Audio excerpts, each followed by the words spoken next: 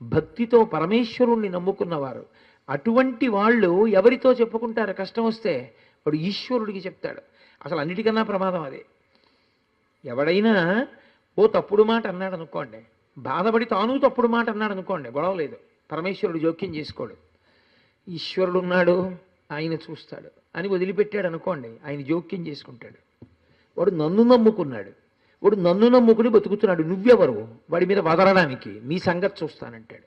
ఆయనే చెప్పాడు, ధర్మ పదవి ఎందు తవిలి నాయందు వాడెన్నడులుగు నాడే పట్టి హింస చేతు అన్నాడు.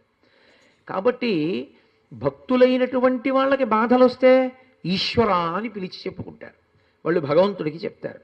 అప్పుడు రక్షించడానికి ఆయన రాకపోతే ఎవరు వస్తారు? కాబట్టి భక్తులైన వారిని రక్షించడానికి వస్తాడు. భక్తులైన వారిని రక్షించడానికి వచ్చి ఆయన నిలబడితే ఎవరికి ఊరట? భక్తులైన వారికి ఊరట. నా స్వామి ఆనాడు ఇలా రాలా, నన్ను అలాగే కాపాడతాడంటాడు.